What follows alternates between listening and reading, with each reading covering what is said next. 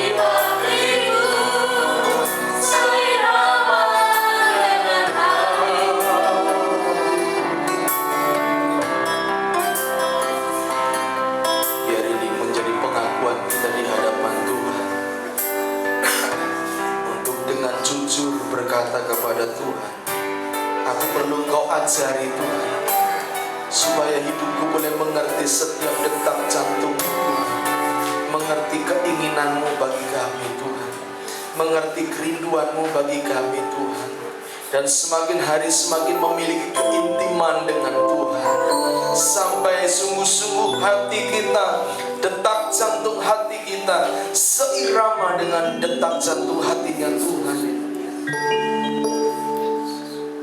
Nanti singkat naikkan pujian, ajari aku mengerti perasaan.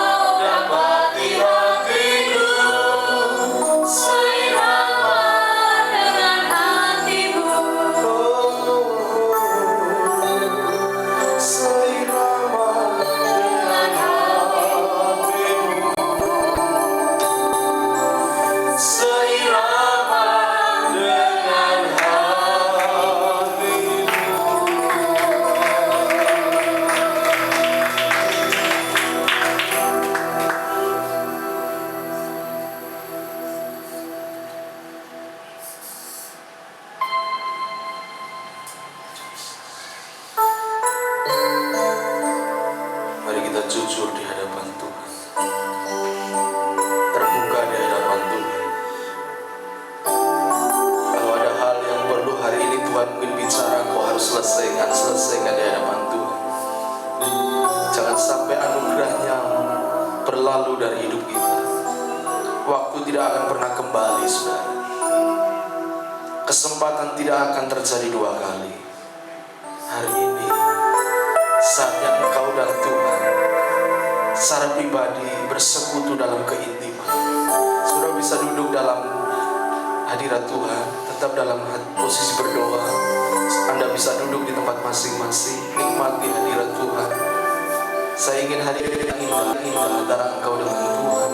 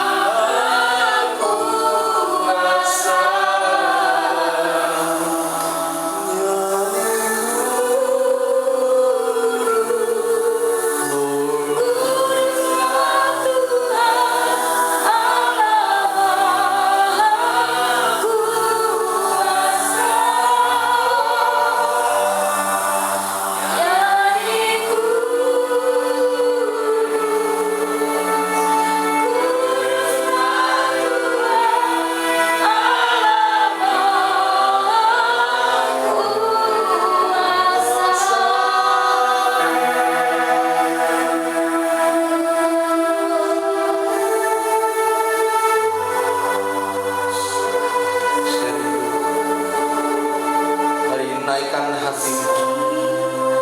Buka rohmu untuk Tuhan hari ini.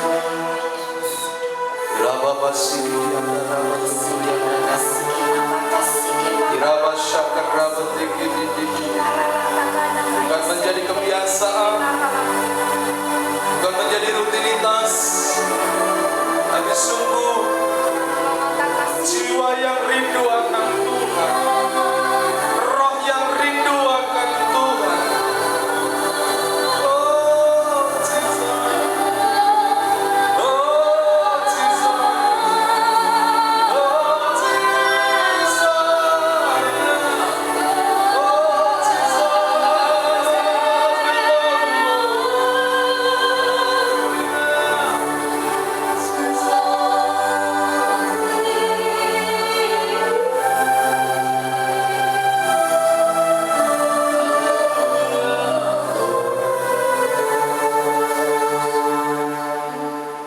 Kalau Tuhan mau berkata, berkatalah Tuhan. Kalau Tuhan mau berbuat sesuatu, lakukan sekarang. Kami mau setuju dengan apa yang Tuhan buat atas kami. Terima kasih. Terima kasih. Biarlah Engkau dapati hati kami seperti tanah hati yang subur, supaya setiap benih firman mulai berakar, bertumbuh dan berbuah-buah bagi Engkau Tuhan. Bapa, Bapa, Bapa, berbicara atas kami Tuhan. Roh Kudus, urapi kami. Dalam nama Tuhan Yesus kami berdoa dan bersyukur. Amin. Amin. Saudara berkati Tuhan. Berikan kemuliaan yang mulia bagi Tuhan. Haleluya. Puji Tuhan. Coba berikan salam satu dengan yang lain. Katakan, hari ini Engkau luar biasa.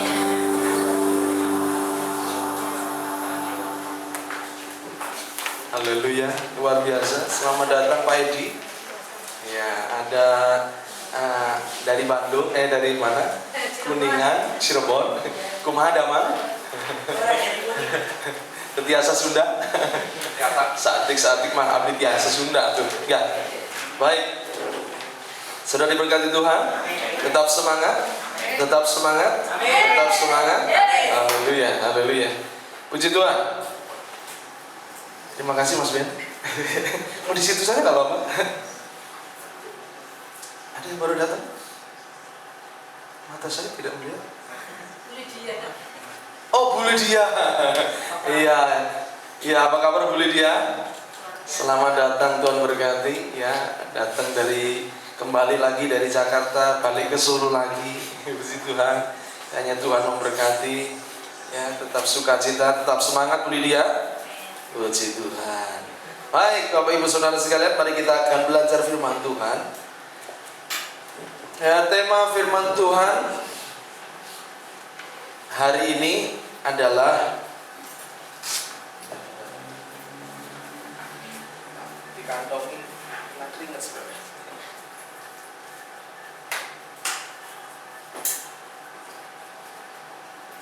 Baik, temanya hari ini, kalau boleh saya berikan tema adalah untuk segala sesuatu ada waktunya. Temanya apa? Untuk segala sesuatu ada waktunya. Manusia setiap hari ada waktunya. Bangun tidur, pagi hari waktunya untuk apa? Bangun, ya kan? Ya, lalu bekerja. Kalau sudah nanti sore malam waktunya untuk tidur, itu normal. Ya, bangun, kerja, tidur, ya. Waktunya untuk makan. Sehari 3 kali, pagi, siang, sore, ya, ada waktunya. Ada waktunya untuk belajar, yang para pelajar. Tidak bisa kita hanya mengandalkan Roh Kudus, tolong saya ngerjakan apa tugas, tidak bisa, tapi harus belajar. Ada waktunya belajar. Ada waktunya untuk apa lagi? Apa? Makan? Udah lapar? Oh, ada waktunya untuk makan firman katanya. Ada waktunya untuk lahir, ada waktunya untuk bertumbuh, ada waktunya untuk menikah, ada waktunya untuk punya anak, ada waktu, semua ada waktunya. Ya, untuk segala sesuatu saya percaya ada waktunya. Baik. Hari ini kita akan belajar bagaimana kita menggunakan waktu yang ada. Ya, bukan hanya untuk sesuatu yang biasa, bukan hanya untuk sesuatu yang kita hadapi sekarang, yang kita lihat sekarang, yang kita rasakan sekarang, tapi untuk sesuatu yang lebih sifatnya adalah kekekalan, saudara. Sebab yang di dunia ini, yang kita lihat ini, yang materi ini, yang jasmani ini sementara, tidak lama, saudara. Ya, ada lagunya kan, ing dunya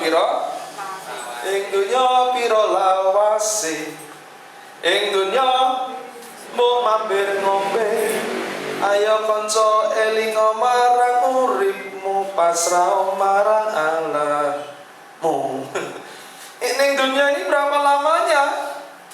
Nggak lama, seperti mau mampir ngombe. Cuma mampir ngombenya di mana dulu?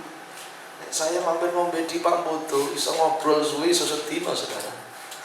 Nggak, tapi artinya mampir ngombe itu nggak lama, sebentar. Setegukan air. Jadi hidup ini di dunia tidak lama. Yang materi, yang jasmani ini amat sangat singkat. Tapi ada sesuatu yang lebih kekal sifatnya. Kalau hari ini kita hidup sekarang, ya tetap kita memang harus berjuang secara tubuh, secara fisik, bekerja. Tapi marilah kita berjuang bukan hanya untuk hari ini, tapi kita berjuang untuk sesuatu yang lebih sifatnya kekal. Ya, eternity, tanpa batas, tidak ada batas. Yang satu kali saat saudara dan saya, kita semua harus masuk ke dalamnya. Kita harus ada di dalam masa kekekalan itu. Sekarang waktunya bekerja. Sekarang waktunya kita lakukan sesuatu, tapi jangan berhenti sampai di sini. Ada waktunya nanti kita harus beralih ke satu keadaan yang berbeda. Ya, yang lebih sifatnya kekal. Baik, hari ini coba buka Alkitab kita dalam Lukas pasal 16 ayat 19 sampai 31. Lukas.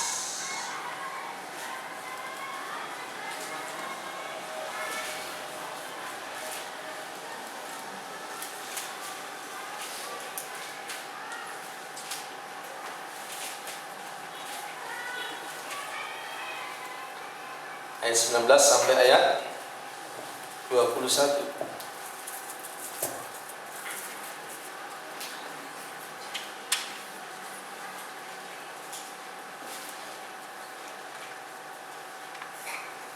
Alkitab kita memberi tema perikopnya adalah orang kaya dan Lazarus yang miskin. Orang kaya namanya siapa? Gak ada, nggak dicatat. Ya. Tapi Lazarus yang miskin malah dicatat, saudara. Ya. Ini aneh juga, saudara. Ya, baik. Biasanya yang dicatat kalau di dunia, yang dicatat itu biasanya yang mana? Yang miskin apa yang kaya? Oh, yang kaya biasanya ya. Dianggap penting kalau kaya di dunia ini ya. Pasti orang, kalau majalah Forbes itu orang terkaya di dunia, orang terkaya di Indonesia, yang kaya dicatat, saudara. Jarang orang termiskin di dunia. Itu nanti yang itu malah dinyanyikan kalau orang termiskin. Aku merasa orang termiskin di dunia. Dinyanyikan, saudara, tapi nggak dicatat. Ya, tapi hari ini berbeda. Justru yang kaya tidak dicatat namanya, tapi yang miskin dicatat namanya, saudara. Ya, coba kita akan lihat kenapa ini aneh, saudara. Ya. Ayat 19, ada seorang kaya yang selalu berpakaian jubah ungu dan kain halus, dan setiap hari ia bersukaria dalam kemewahan. Dan ada seorang pengemis bernama Lazarus, badannya penuh dengan borok, berbaring dekat pintu rumah orang kaya itu. Jadi ada dua yang berbeda. Satu orang kaya yang dikatakan dia berpakaian selalu, yang selalu berpakaian jubah ungu, ya, dan kain halus. Warna ungu itu adalah gambaran warna kemewahan, ya. Jubah ungu itu melambangkan jubah ini mahal. Jadi orang kaya ini penampilan luarnya, dia pikir betul, dia dia siapkan betul, karena bukan hanya sekali waktu pakai baju jubah ungu dan kain halus, tapi selalu, katakan. Berarti kalau selalu, pasti dia sudah siapkan satu lemari besar, isinya baju ungu, kain lenan halus. Berarti dia amat sangat orang mungkin ya modis, saudara, karena punya cukup duit. Ya, modis cara berpakaiannya, dipikirkan penampilannya. Ya, jadi kalau mungkin pakai baju, nggak sembarang pakai baju. Pakai baju harus match antara baju, celana, sepatu, lalu apa lagi? Tas, apa lagi? Kacamata, lalu bajunya putih, celananya putih, sepatunya putih, tasnya putih. Kacamatanya, sekalian rambutnya putih. Saya tidak sedang menyinggung yang rambut putih, enggak, saudara. Tapi ini luar biasa, saudara. Dia detail, dia perhatikan betul tampilannya, pakaiannya. Tapi beda dengan satu orang yang bernama orang yang kaya ini dikatakan setiap hari ia bersukaria dalam kemewahannya. Wih, luar biasa. Setiap hari dia plesir, setiap hari dia ciak terus. Hari ini ciak di Sin, besok ciak di Diamond, besok lagi ciak di Juicy Juice, besok lagi ciak di mana lagi. Pokoknya setiap hari dikatakan pesta, saudara. Ciak. Ciak kuping ciak kuping itu ya.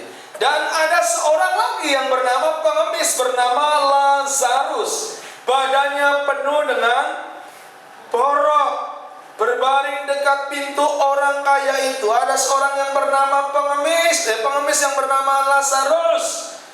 Dia gak sempat memperhatikan tubuhnya. Oleh karena itu, tubuhnya penuh dengan borok, saudara. Dia gak pernah pikirkan tubuhnya, mau makan apa, mau pakai apa, gak pernah terpikir dalam dirinya. Bahkan untuk tidur pun dia gak punya tempat. Dia hanya bisa berbaring dekat pintu rumah orang kaya itu. Ayat 21. Dan ingin menghilangkan laparnya, Lazarus ingin, perutnya lapar, menghilangkan laparnya dengan apa yang jatuh dari meja orang kaya itu. Jadi dia menunggu kapan ya ada si ketepuk tiba, mungkin apalah, cuilan daging, cuilan seng, enggak, cuilan apa, mungkin roti, remah roti. Dia berpikir mungkin dia bisa makan itu. Waktu ada yang terjatuh, rupanya dia kalah cepat dengan siapa? Dengan dolar, saudara, ya, dengan anjing. Ya, waktu dia ada anjing, malah anjing itu datang dan menjilati boroknya. Ya, katanya memang kalau saudara punya luka dijilati anjing cepat sembuh katanya. Saya nggak tahu itu ilmunya dari mana, saudara ya. Ya, padahal anjing malah di sini banyak bakterinya, saudara ya. Coba lihat, kemudian matilah orang miskin itu, dua-duanya mati. Lalu dibawa oleh malaikat ke pangkuan Abraham. Orang kaya itu juga mati lalu di kuburan, sementara ia menderita sengsara di alam maut. Ia memandang ke atas dan dari jauh dilihatnya Abraham dan Lazarus duduk di pangkuannya. Lalu ia berseru, katanya, Bapak Abraham, kasihanilah aku, suruhlah Lazarus supaya ia mencelupkan ujung jarinya ke dalam air dan menyejukkan lidahku, sebab aku sangat kesakitan dalam nyala api ini. Tetapi Abraham berkata, anak, ingatlah bahwa engkau telah menerima segala yang baik sewaktu hidupmu, sedangkan Lazarus segala yang buruk. Sekarang ia mendapat hiburan dan engkau sangat menderita. Selain daripada itu, di antara kami dan engkau terbentang jurang yang tak terseberangi, supaya mereka yang mau pergi dari sini kepadamu ataupun mereka yang mau datang dari situ kepada kami tidak dapat menyeberang. Kata orang itu, kalau demikian, aku minta kepadamu Bapa, supaya engkau menyuruh dia ke rumah ayahku. Sebab masih ada 5 orang saudaraku, supaya ia memperingati mereka dengan sungguh-sungguh, agar mereka jangan masuk kelak ke dalam tempat penderitaan ini. Tetapi kata Abraham, ada pada mereka kesaksian Musa dan para nabi. Baiklah mereka mendengarkan kesaksian itu. Jawab orang itu, tidak Bapak Abraham. Tetapi jika ada seorang yang datang dari antara mati kepada mereka, mereka akan bertobat. Kata Abraham kepadanya, jika mereka tidak mendengarkan kesaksian Musa dan para nabi, mereka tidak juga akan mau diyakinkan sekalipun oleh seorang yang bangkit dari antara orang mati. Amin. Saudara, kalau kita baca kisah ini, Alkitab tidak berkata bahwa ini berupa perumpamaan, tapi satu kali saat Yesus sedang berhadapan dengan orang-orang Farisi, ya, sedang mengajar di antara orang-orang Farisi, dan dia salah satunya dia bercerita, dia menceritakan sebuah kisah tentang Lazarus dan orang kaya. Dua-duanya sangat berbeda ketika di dunia. Yang kaya biasa memperhatikan penampilannya, apa yang dipakai, apa yang dimakan, diperhatikan benar. Tetapi Lazarus beda. Untuk bagaimana dia bisa perhatikan penampilannya kalau untuk membeli pakaian saja mungkin nggak punya, untuk makan saja dia nggak punya, saudara. Tapi satu kali saat Alkitab berkata, dua-duanya Lazarus mati dan juga orang kaya itu juga mati. Ketika mati orang kaya itu masuk ke dalam tempat yang bernama Hades. Tempat di mana di situ tempat yang sangat menyakitkan. Tempat yang dikatakan itu tempat yang penuh dengan penderitaan. Ya, orang kaya itu dikubur sementara dia masuk ke dalam tempat sengsara maut. Lalu dia memandang ke atas, dia melihat ada Lazarus, orang miskin yang biasa duduk di depan rumahnya, ya, beda dengan dirinya. Justru dia melihat Lazarus ini kok enak ya, dia bisa duduk di pangkuannya Bapak Abraham. Bapak Abraham ini bagi orang Yahudi gambaran bapak orang pilihan. Ini orang percaya. Di mana ada Bapak Abraham berarti disitulah surga. Jadi bagi orang Yahudi, ketika Yesus mengajar di situ ada Bapak Abraham, nggak usah diceritain itu surga atau neraka, itu pasti surga. Nah, si Lazarus duduk dengan Bapak Abraham di surga bersama dengan Bapak Abraham. Tetapi orang kaya ini melihat, kok beda? Lalu Alkitab berkata, sementara itu orang kaya ini dia sangat menderita. Dia dia mengalami penderitaan yang amat sangat, kesakitan yang amat sangat karena ada nyala api. Keadaan yang tidak enak, kertak gigi dan nyala api. Waktu dia melihat orang Lazarus, enak ya. Lalu dalam kehausan dia minta, Bapak Abraham, kalau boleh, tolong biarkan ujung jari Lazarus itu dicelupkan ke air, lalu teteskan kepadaku karena aku sangat haus. Di tengah-tengah api yang menyala-nyala ada kehausan yang luar biasa. Dia ingin minum seteguk saja, setetes saja. Tapi Abraham berkata tidak bisa. Ada jurang yang memisah. Lalu dia berkata, Bapak, kalau boleh, masih ada saudara-saudara di rumah Bapakku. Mereka yang butuh diberitahu supaya jangan seperti aku sekarang tinggal di tempat yang tidak enak.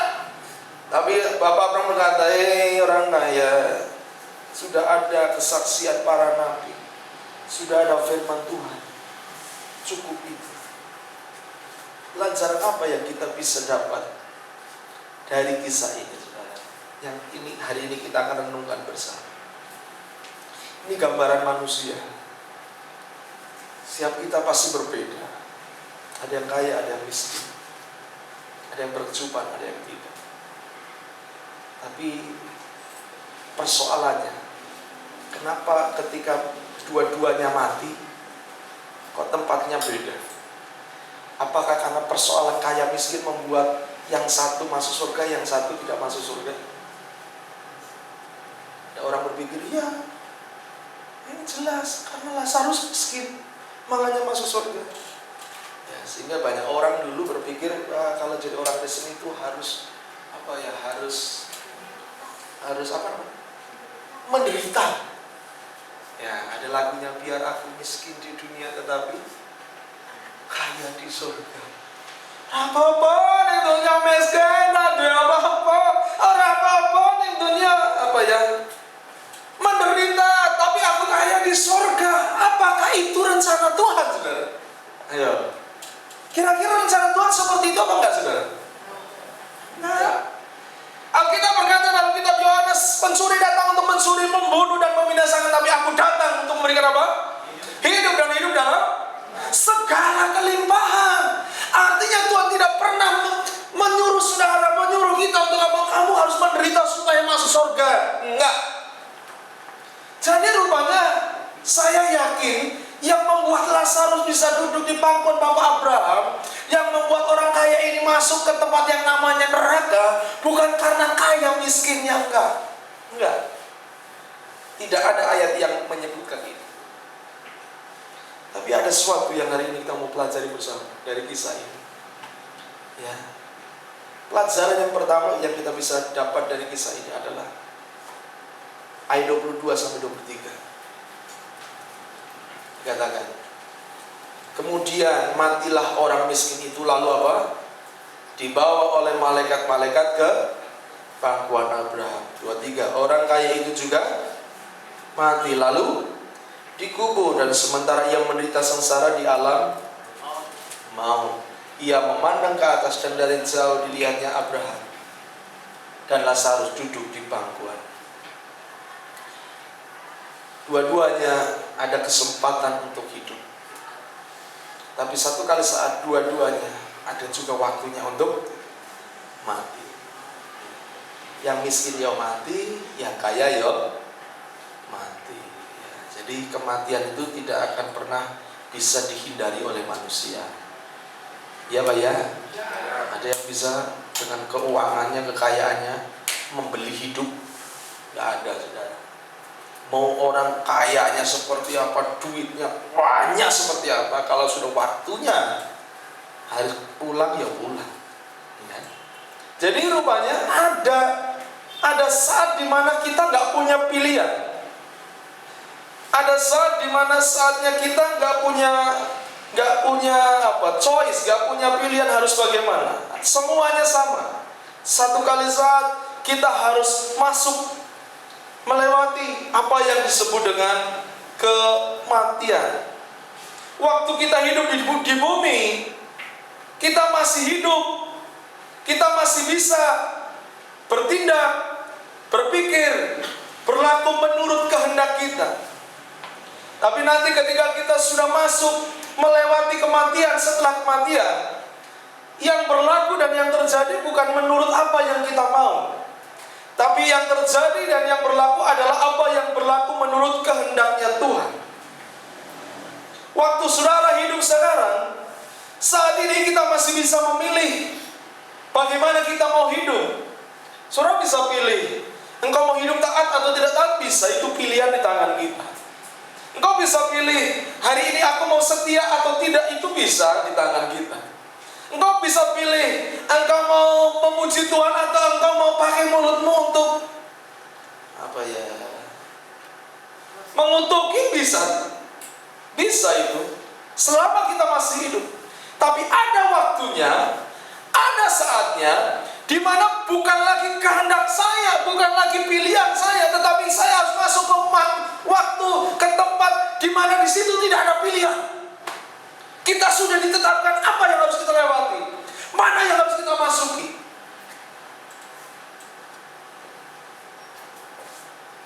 Itulah setelah kematian. Jadi pelajaran yang pertama yang Tuhan inginkan kita renungkan hari ini adalah, mari kita selalu sadar bahwa segala sesuatu itu ada waktunya. Ada waktunya. Ada saatnya. Jangan apung-apung tuh. Jangan Ya, pergunakan waktu ini dengan sembarangan, dengan sia-sia. Ada waktunya. Yakobus 4 ayat 14.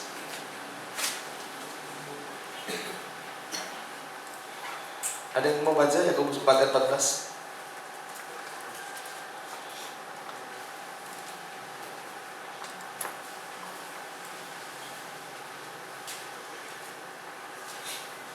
Ya, siapa yang mau baca?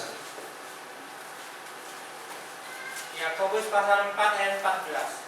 Sedang kamu tidak tahu apa yang akan terjadi besok. Apakah arti hidupmu?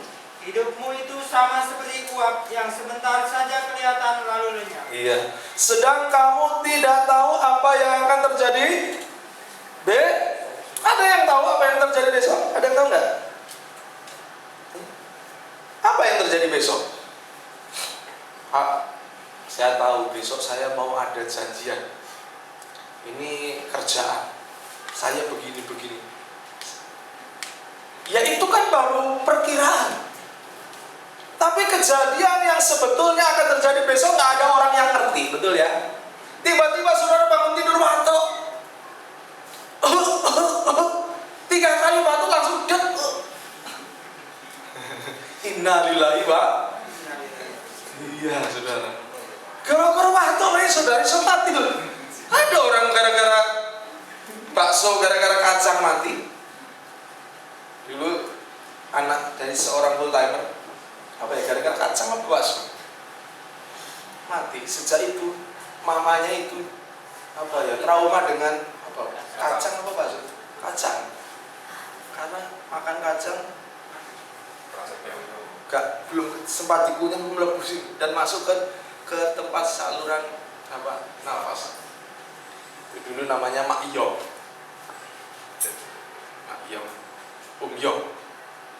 Sun Yong. Iya Pak ya? Itu dulu bandar apa tuh namanya, di Wilosari. Oh gitu ya. Ya mungkin itu, saya nggak ngerti. Tapi yang jelas goro-goro mangan kacang, saudara. Biasanya kita kan kalau jagongan, kalau di Tiongkok kan disediakan apa? Kacang. Ya siapa ngerti, aku ya orang muda saudara. Tapi bahwa kita nggak ngerti apa yang terjadi besok, apa yang terjadi nanti keluar dari gereja, kita nggak ngerti. Saya punya teman saudara, dia menikah, istrinya di sini, dia pelayanan di Sragen. Tiap hari dia naik motor Sragen Solo.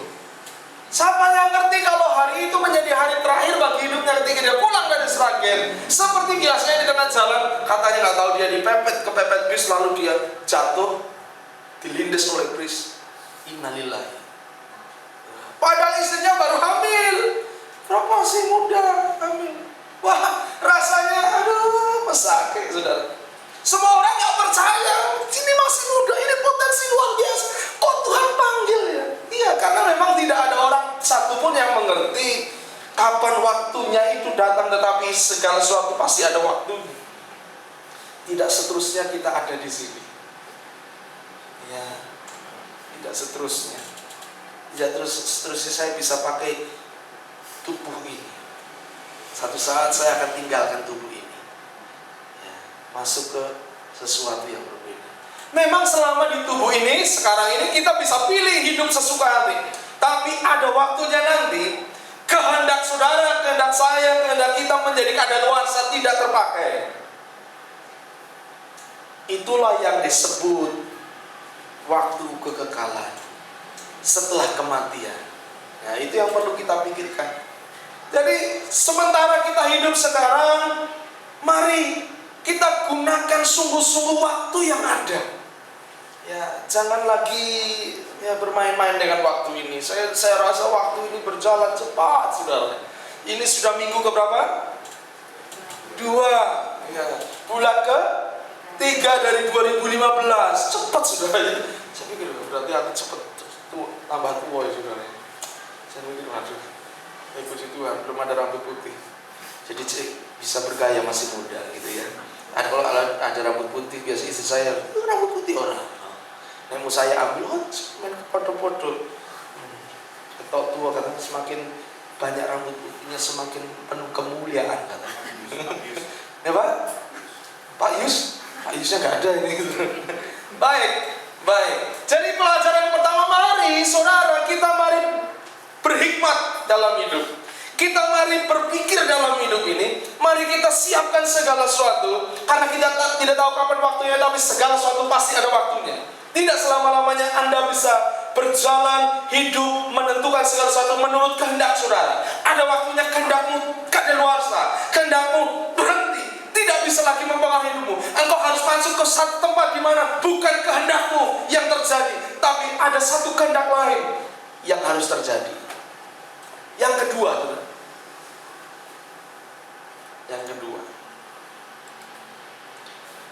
di situ dikatakan bahwa orang kaya itu masuk ke tempat yang sangat menderita yang bernama neraka, Hades, dan Lazarus duduk di pangkuan Bapak Abraham.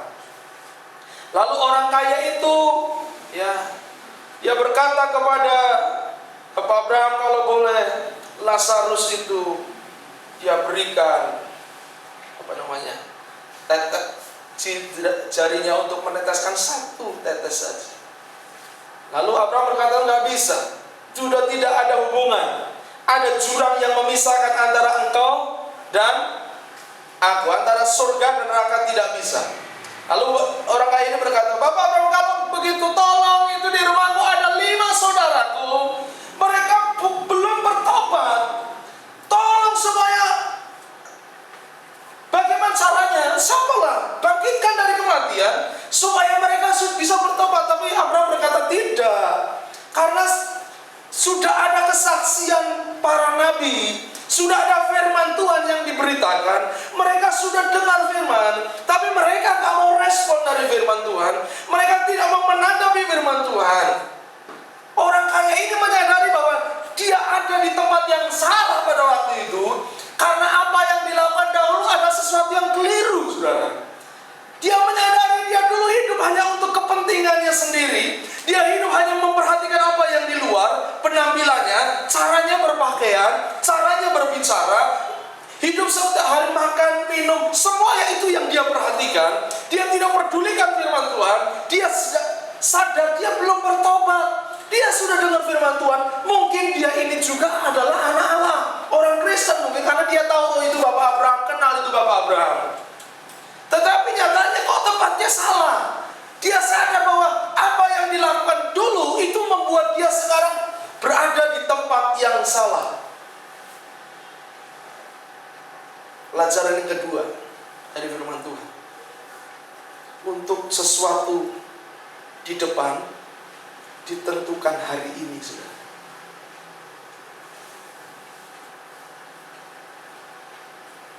Saudara mau di pangkuannya Bapak Abraham atau di tempatnya orang kaya yang penuh penderitaan, bukan ditentukan nanti. Pak, lupa sih. Sekarang kan mumpung cinom muda foya-foya, tua kaya raya, boleh duit terus. Pokoknya duit. Nanti matinya masuk surga, itu kan luar biasa ya. Kita berpikir ya sudah, besok saja kalau sudah cengap-cengap lalu cari pendeta, Pak Pendeta tolong doakan suami saya, istri saya sudah, bagaimana caranya ditolong. Waktu hidup nggak pernah berpikir suaminya didoakan, suaminya diajak ke gereja, suaminya diajak cari Tuhan, atau anaknya diajak cari Tuhan, atau istrinya diajak cari Tuhan. Nggak berpikir itu, tapi ketika menjelang kematian baru berpikir itu butuh Tuhan, butuh Yesus. Sudah terlambat, saudara. Kalau toh nanti pendeta datang mendoakan, membisikkan, mungkin kalau dia respon percaya kepada Yesus, selamat, tetap selamat. Cuma beda nanti di surga. Alkitab berkata nanti kalau di surga itu setiap orang dapat mahkota dari apa yang sudah diperbuatnya. Korintus katakan bahwa setiap kita harus menghadap tahta pengadilan Kristus. Coba baca 2 Korintus 5 ayat 10. 2 Korintus 5 ayat 10.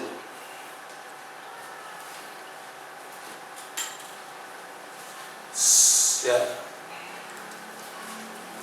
Sebab kita semua harus apa? Siapa yang harus menghadap tahta? Siapa? Siapa? Kita? Semua. Berarti saya termasuk? Saudara termasuk? Katakan kiri kanan, kamu juga termasuk. Harus apa? Menghadap tahta pengadilan Kristus. Bahasa aslinya bema. Supaya setiap orang memperoleh apa yang patut diterimanya sesuai dengan apa yang dilakukannya dalam hidup ini, baik ataupun jahat. Nah, dilakukan dalam hidupnya ini itu bahasa aslinya, bahasa Yunaninya memakai kata tubuhnya, dilakukan oleh dalam tubuhnya, soma. Artinya apa yang diperbuatnya ini nanti satu kali saat akan diadili. Dan kita akan menerima sesuai dengan apa yang kita buat. Jadi kalau saudara mungkin sudah percaya Yesus tapi kok tidak pernah berbuat apa-apa, atau orang mungkin nggak percaya Yesus tapi waktu mau mati baru dia percaya Yesus, yakin. Alkitab berkata, siapa mengaku dengan mulut percaya dalam hati selamat, itu pasti. Tetapi persoalannya ketika dia mati, dia bawa nggak semua hal yang pernah dia buat itu bisa diserahkan dan mendapat sesuatu dari Tuhan. Karena setiap orang kalau dia berbuat baik, dia akan dapat pahala, dapat mahkota. Tapi kalau dia tidak berbuat baik, Alkitab dalam Korintus katakan ada orang yang nanti seperti apa? Masuk ke dapur perapian, akan selamat tapi seperti keluar dari api, gosong. Tapi selamat, gundul. Nanti di surga ada yang pakai mahkota batu akiknya macam-macam. Akik apa ya? Apa mas? Apa itu? Sarimaya. Kalimaya. Kalimantan kali salah mas. Iya, Kalimantan lebih. Oh, bacan. Kopi bacan. Apalagi? Pokoknya ini lagi ramai batu akik sudah di mana-mana ya. Jakarta ramainya aki-aki. Oh iya, di sini juga banyak aki-aki. Ya, mungkin batunya luar biasa, tapi kalau saudara ini mungkin yang mati lalu hanya percaya Yesus saja, tapi belum melakukan apa-apa dia mati. Dia masuk ke surga, gundul saudara. Yang lain akan bangga dengan mahkotanya, akan luar biasa, kudus, kok lain yang aku helmnya apa aku kok orang kok apa. Anda saudara. Itu kalau respon. Kita nggak ngerti orang begitu cengap-cengap, sempat respon nggak? Kalau nggak sempat, itu sudah bablas masuknya ke tempatnya orang kaya. Makanya sementara kita masih segar, sementara engkau masih kuat, mari gunakan hari ini dengan cara yang benar. Karena apa yang akan terjadi sesuatu di depan ditentukan sekarang. Untuk anakmu, untuk suamimu, untuk istrimu. Jangan tunggu nanti dia kepepet, nanti dia mau mati baru cari, hamba Tuhan baru cari bawa ke gereja. Enggak, saudara, kita nggak ngerti kapan keluarga kita dipanggil Tuhan. Tapi mari sejak hari ini kita berjuang, kita berdoa, kita lakukan sesuatu, kita bertobat, kita cari Tuhan supaya satu kali saat engkau bisa berada di tempat di mana Lazarus berada. Di mana? Di pangkuan Bapak Abraham. Orang kaya ini terlambat, saudara. Dia menunda-nunda waktu yang penting, sehingga dia masuk neraka. Semua yang terlambat itu tidak baik. Saudara, masa telah diangkat kosong. Saya kemarin tulen di tempatnya Bu Edi lagi bikin roti. Enek sing telah diangkat mungkin pirang menit ya. Rupanya elek, saudara. Wireng itu kalau sudah hitam. Nah, itu istri saya tanya Bu Edi, buat apa ini Bu? Tak kasihkan anjing. Ya sudah. Peranggu, afkiran, BS-an. Kalau masih bisa ditandani iki kri ising gosong sih mending, saudara. Baik sudah dibuang. Saudara mau jadi orang yang akhiran, BS-an atau pilihan yang beringin-beringin, apa ya? Beringin itu apa? Yang warnanya coklat, apa ya? Golden brown gitu. Itu yang bagus pasti akan cepet laku. Tapi sing gosong coba nek kowe di maksa ora apa-apa, sing penting tak dol gosong. Wong deloke gila. Ya, apa to ireng-ireng. Oh, ini brownies. Begitu dipangan kok beda brownies itu. Semua yang telat itu nggak baik, saudara. Dan semua ditentukan sekarang bukan nanti. Waktu saya ke tempatnya Bu Edi, itu Bu Edi lagi bikin apa ya, sus ya Bu ya, melotot itu melotot, dibentuk melotot, melotot semua. Bu Edi bentina melotot. Saya mikir nanti Bu Edi turun ngimpinnya ini.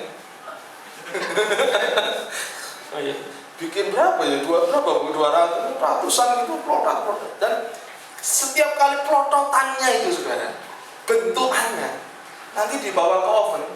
Nanti setelah di oven keluar akan seperti apa yang di waktu dipelotot, keluar dari oven bentuknya apa? Dan nggak bisa dirubah lagi ya bunda. Nah dipelotot ke bentuknya panjang karena katanya yang panjang itu untuk manis, yang bunder untuk apa? Rogut ya, ragut, yang gurih. Oh, bunder untuk manis, yang panjang untuk yang gurih. Kalau panjang nanti begitu keluar dari oven nggak bisa dirubah, tetap panjang. Kalau bunder masuk ke oven keluar nggak bisa dirubah, tetap bunder. Selama belum masuk oven itu masih bisa dibentuk-bentuk, diuleni lagi, dipelototnya jadi tua salah, uleni lagi jadi bunder, jadi mungkin kupu-kupu bisa saudara. Tapi kalau sudah masuk oven keluar nggak bisa diapa-apain. Sama hidup ini. Waktu sekarang kita masih bisa ubah hidup kita.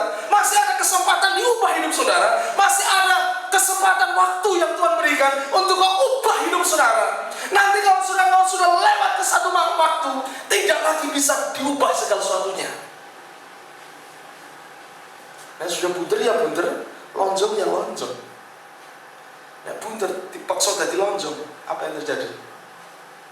Apa Bu? Bunder atau dilonjong-lonjong nih, bubrah saudara ya. Kenapa aja saudara?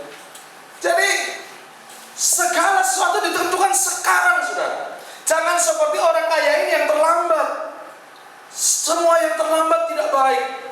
Perubahan itu sekarang akan menentukan sesuatu nanti kelak. Ya, nanti kalau bicara nanti itu sebuah keterlambatan. Neraka tidak akan pernah berubah. Hari ini jangan saudara biarkan hati saudara kaku, keras. Ya, seperti kirbat, jangan kirbatnya menjadi kaku. Kalau kirbatnya kaku, dia tidak bisa untuk menerima anggur yang baru. Kekakuan kita kadang-kadang sulit dibentuk oleh Tuhan. Kita akan banyak kehilangan anugerah. Kalau hatimu kaku, ya cara berpikirmu kaku. Aku yang ini. Yes, nah itu mataku. Ini memang aku kan nggak mau berubah gitu. Karena berpikir wato iso ditambani. Wata? Iya kata orang dunia, tapi di dalam Tuhan enggak. Wato iso ditambani, omongnya watak iso dipulihkan oleh Tuhan. Loh, Paulus, Petrus bisa diubah oleh Tuhan. Orang yang berangasan kayak Paulus, bisa hatinya lembut luar biasa. Ya bisa hatinya penuh dengan belas kasihan. Dia mau mati, dia mau menderita untuk jiwa-jiwa. Diubah hidupnya. Karena bagi Tuhan tidak ada sesuatu pun yang tidak bisa diubah selama masih ada waktu. Tapi orang yang menekankan hidup hanya sekarang dan tidak pernah mau berubah akan mengalami kerugian. Ada seorang bernama Spurgeon. Dia mengatakan begini, jika engkau tidak menyukai rumah Allah, maka kelak engkau akan dihalangi untuk masuk ke dalamnya. Jika engkau tidak menyukai Sabat, hari perhentian dengan Tuhan, maka kelak kita akan dihalangi untuk masuk ke dalam Sabat yang kekal. Saya pikir kalau hari ini kita nggak menyukai rumah Tuhan, di mana Tuhan hadir, satu kali saat kita pun akan ditolak masuk ke dalam rumah Allah yang kekal. Mumpung ada waktunya sekarang. Mari kita berubah. Doakan saudara-saudaramu, anakmu, doakan. Jangan biarkan mereka sekarang murah. Jangan, saudara. Banyak orang sekarang sedang berjalan, mereka nggak tahu. Disangkanya lurus, tapi akhirnya kepada binasaan. Ya, jadi sekarang waktunya untuk berubah. Ya, katakan sekarang waktunya berubah. Ya, ada waktunya segala sesuatu tidak lagi bisa diubah. Mumpung masih ada waktu, selama masih ada kesempatan, marilah kita berbuat baik, ya. Mari kita lakukan. Selama masih ada kesempatan, ya, selama masih ada waktu berubah. Ojo ngeyel, kaku, ya. Tapi biarlah hati kita fleksibel, ya. Yang ketiga, yang kedua, yang pertama tadi segala sesuatu ada waktunya, ya. Untuk sesuatu di depan ditentukan sekarang. Berikutnya, pelajaran yang berikutnya adalah surga dan neraka itu ada dan nyata. Alkitab sudah mengatakannya, itu ada. Perkataan para nabi telah menyatakan, maka kita harus percaya. Surga itu ada. Surga itu tempat di mana Bapak Abraham ada. Surga adalah tempat yang nyaman. Seperti Lazarus ini, dia duduk di pangkuan Abraham, nyaman, saudara. Ya. Surga adalah tempat-tempat di mana itu tidak berubah, sifatnya permanen, kekal. Dan seorang yang di surga, dia akan tetap sadar, bisa merasakan enak. Bahkan Alkitab dikatakan surga itu jalannya saja pakai emas. Berarti kerikilnya emas. Sekarang orang banyak golek kerikil, saudara. Nanti surga itu kerikilnya emas. Makanya kalau berdoa, Tuhan, tendang sidik, Tuhan, kerikil itu tak tampani.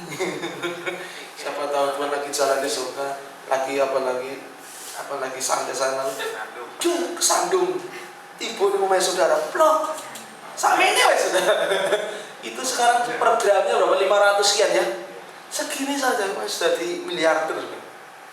Ya, jadi surga itu ada dan nyata. Tapi di samping itu neraka juga ada, saudara. Neraka itu tempat orang yang tidak bertobat. Ya. Jadi kalau surga itu tempat Lazarus, Bapak Abraham orang yang percaya, tapi neraka adalah tempat orang yang tidak mau bertobat, yang hatinya kaku, tidak mau berubah. Keadaan neraka amat sangat menderita, sengsara. Bahkan dikatakan semua belas kasihan di neraka nanti akan berhenti. Tidak akan ada lagi belas kasihan di neraka, bahkan setetes air pun tidak ada di neraka. Selama di dunia, bukan hanya setetes, berlimpah-limpah kasih karunia belas kasihan Tuhan. Tuhan berikan, Tuhan sediakan. Nanti ada waktunya, setetes belas kasihan pun sudah tidak ada. Surga ada, saudara. Ada orang yang nggak percaya, mana surga, mana neraka, itu kan hanya dongeng saja. Ya, kita hidup setelah ini nanti hilang. Apa? Apa pesarono? Surga neraka ono? Itu ada, Pak. Ya? Sebetulnya bukan neraka, rokok. Oh, neraka. Rokok itu sing diner ciloko. Sing dino. Yang dituju cilaka. Oh, sing dituju ciloko. Saudara mau menuju ke Ciloko apa? Ada ilustrasi cerita begini, saudara. Ada seseorang yang suka meledek orang Kristen. Satu kali saat dia ngomong ke temennya yang orang Kristen, dia bertanya begini, orang Kristen, kamu sudah punya Alkitab itu? Delok baca Alkitab kayak dongeng ya. Apa benar sih itu Yunus ada di perut ikan 3 hari? Nggak, mana mungkin. Di perut ikan 3 hari mati, nggak mungkin hidup. Lalu orang Kristen ini menjawab begini, ya ini wae sesok tak kandani, tak kasih tahu kalau aku masuk surga. Ya, tak tanya Yunus, bener nggak? Oh, di perut ikan 3 hari. Lalu orang yang Suka ngecek orang disuruh ngomong, ya ning surga, nek di neraka. Ya di neraka kowe sing teko. Ojo aku sing teko ya. Iya. Jadi ya, ada yang guyu, ada yang enggak, berarti yang enggak guyu enggak mudeng Saudara ya. Jadi neraka itu ada, surga itu ada. Satu kali sakit akan masuk kedua. Dan waktu di neraka orang masih sadar, bisa merasakan sakit, setetes air haus, bisa. Tapi itu sudah tidak ada belas kasihan. Sudah lewat, Saudara. Ya? Iya, sudah tidak ada pengampunan. Jadi hari ini yuk kita sungguh-sungguh sama Tuhan supaya nanti jangan masuk ke tempat yang salah. Satu kali saat yuk kita ketemu lagi, reunian di mana? Di surga. Saya pengen nanti di surga saya ketemu dengan Pak Multo, Pak Johan, Bu Joni, anak-anak ini lah, Pak Gun, waduh, ngumpul semua, puji Tuhan. Rasa sukacita hati ini Saudara ya. Kita buat ibadah di sana. Nanti Elia suruh ujian lagi ya. Bento main musik atau musiknya apa Saudara? Masih ada keyboard nggak?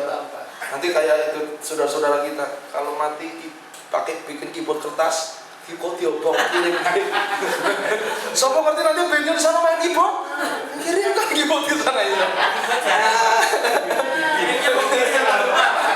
Keyboard jarang, seringnya mobil yang rumah. Oh gitu ya jarang. Tapi itu bandnya khusus nanti kirim keyboard.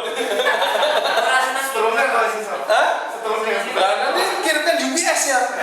Nah, UPS yang dari Jakarta kirimkan. Bukan UPS. UPS-nya Haji Lulung itu ya, dikirimkan. Ya, jadi mari kita, neraka itu ada, surga itu ada. Mari hari ini siapkan hidupmu sungguh-sungguh, saudaramu, anakmu, suamimu. Jangan biarkan mereka nanti salah jalan. Sekarang waktunya Saudara. Kita nggak ngerti kapan waktunya, tapi sekarang masih ada waktunya kita berjuang untuk mereka. Kita berdoa untuk mereka. Kita bergumul untuk mereka. Kita tangisi mereka. Kita katakan Tuhan, kalau boleh sebelum matanya tertutup, sebelum Engkau panggil, dia boleh bertobat cari Engkau Tuhan. Ada saat ada waktunya, dan waktu itu jelas ada surga atau neraka. Yang terakhir ayat 29 ayat 29 16 ya. Yuk kita baca sama-sama ayat 29. Tuh 23. Tetapi kata Abraham, ada pada mereka kesaksian Musa kan? Baiklah mereka mendengarkan kesaksian itu. Yang terakhir, kebenaran yang terakhir yang saya dapatkan, firman Tuhan itu adalah kekuatan yang bisa mencegah manusia masuk neraka.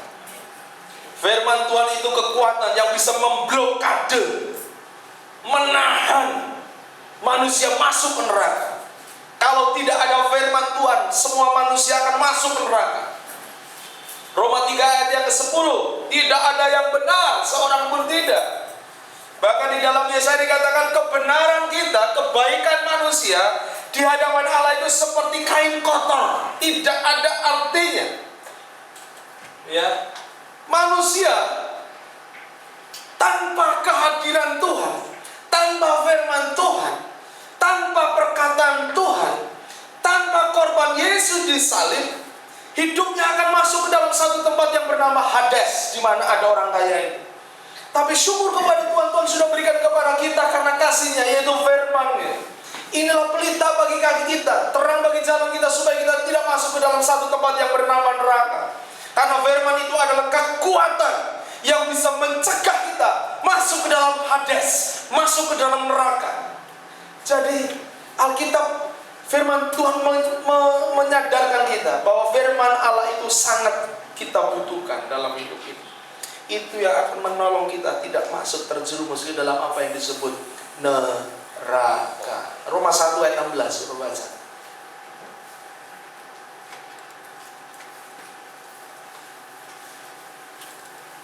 Sebab aku mempunyai apa?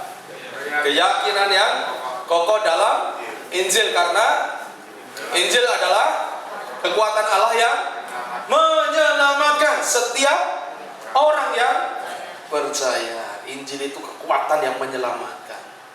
Mari kita beritakan Injil supaya banyak orang dibatalkan masuk ke neraka, tapi masuk ke surga. Amin. Kita akan blokade, kita akan tutup jalan ke neraka, kita akan bikin jalan buntu ke neraka, supaya setiap orang gak ada yang masuk ke sana. Lewat apa? Beritakan firman, beritakan Injil, karena ini yang bisa membuat orang tidak masuk neraka. Injil, firman, perlu firman, supaya langkah kakinya tidak melangkah ke tempat yang salah, tapi ke tempat yang benar. Makanya di tempat kita setiap hari Kamis kita ada apa? Peka, pengajaran Alkitab Kerajaan Allah. Tujuannya supaya nanti orang jadi peka, semakin peka. Kita akan usahakan sesederhana mungkin. Ya, kita mengalir saja. Ya, saudara, kemarin sudah belajar tentang konsep tentang Allah itu roh. Ya, ada PR-nya apa? Bukan PR bikin apa enggak. Tapi saya suruh riset bahasa kerennya. Belajar. Tanya ke orang Buddha, orang Hindu, orang Islam, yang namanya Allah itu seperti apa sih? Konsep mereka tentang Allah apa? Lalu kita konsep kita tentang Allah apa? Supaya ngerti, oh bedanya ini loh. Besok mungkin kita akan cerita-cerita, sharing-sharing. Tujuannya apa? Lewat pengajaran firman Tuhan, kita sedang blokade, kita sedang tutup, kita sedang apa lagi? Ditutup, diblokade,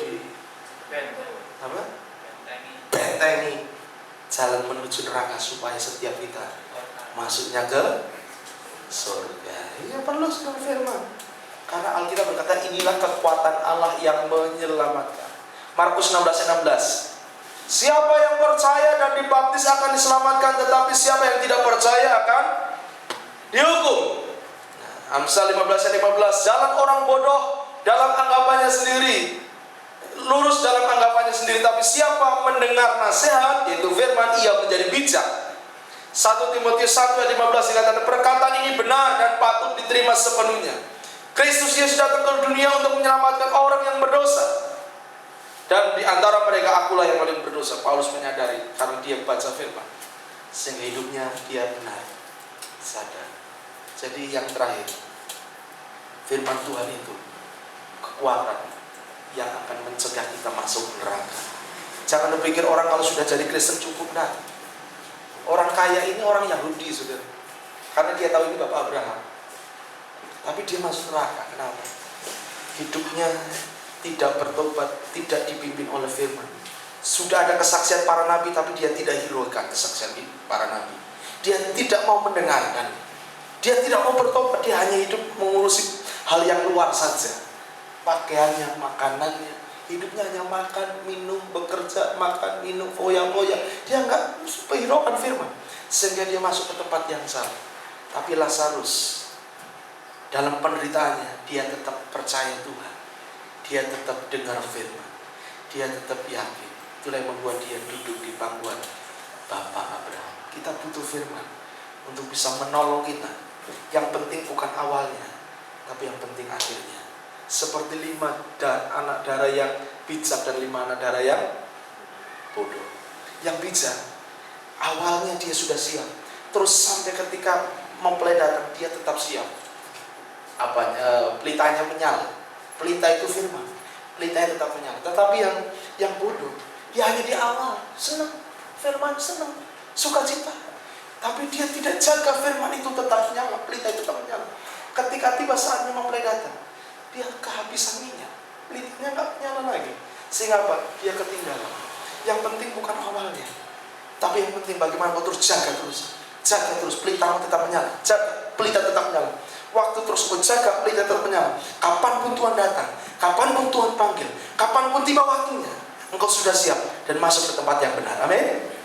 Itu yang Tuhan inginkan. Amin. Mari kita tundukkan